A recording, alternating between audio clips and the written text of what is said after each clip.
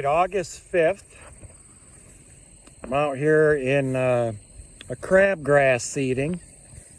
This is the crabgrass. This is big spreader variety crabgrass from Dalrymple Farms in Oklahoma. They've been involved since the early 70s in forage crabgrass genetics. They finished some steers on it, grazing it, and so they graze it and they hay it. And what you see here, I wanted to show this field because this is a field that we couldn't get anything to grow on. It's like blow sand right here. It's just garbage soil. Very, very low in organic matter. I'm sure this needs lime and a lot of fertility to do anything.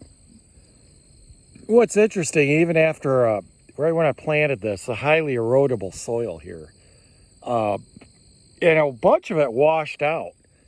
And a bunch of this, we had a torrential rain and a bunch of the sand went right down this little tiny valley in the field and on down the 2-track where you drive to get to this field. I'm surprised any seed is here still. And you see this, we had knapweed in here and cocklebur. We tried to put some ryegrass with some alfalfa in here one year. It just, nothing worked. And that's what I mean. This stuff really kicks in nice. It is waist high on me. It really kind of cleans up the field, takes over. So, has gone to seed. So I think it's time to get mowing this. We get a chance. It does need a little, you know, it does need a little bit more to dry than your regular grasses, your regular cool season grasses. But far easier to dry than the Sudex and Sudan grass, which I'm not going to grow any of that anymore. And this stuff makes great forage, high palatability. The cattle love it.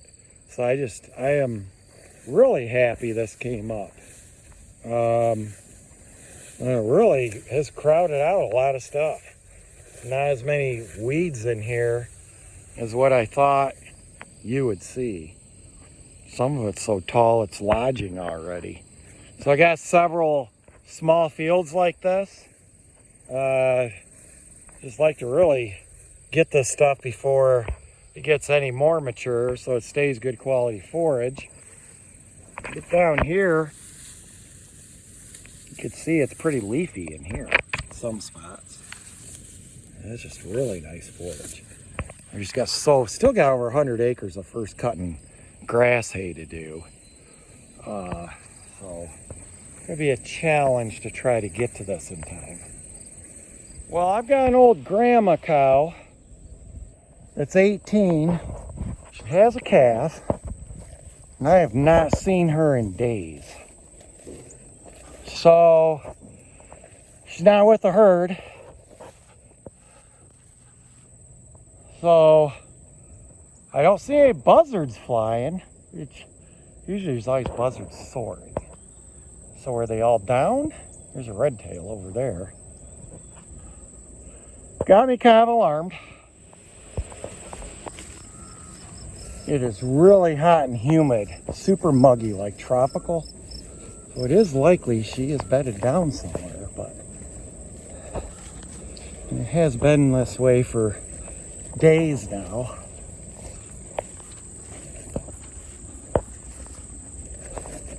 Never gone this long without finding her. Hey girl! So I did have a calf I found down here. It looked like it was born, stillborn.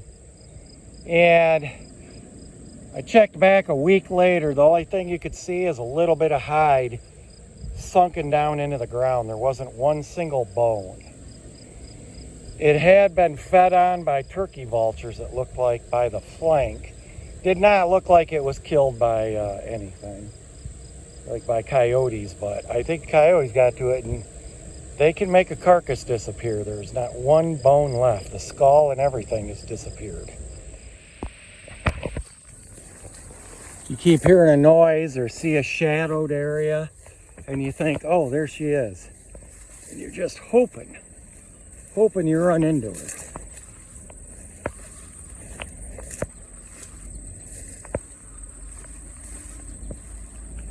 She's really bedded down in that autumn olive brush. Truth is, it'd be really hard to find her unless you just happen to bump right on her.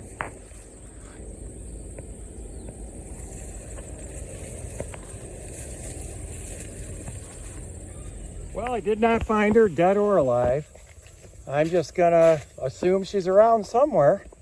Something that big and dead out here, you'd think you'd know about that. More likely she's alive and I just can't find her. And she's old, doesn't move good. She's probably hid up somewhere in the shade.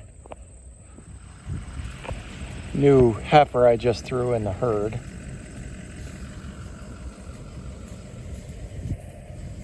Check and see if she's in here. You can't even walk in here and stand up.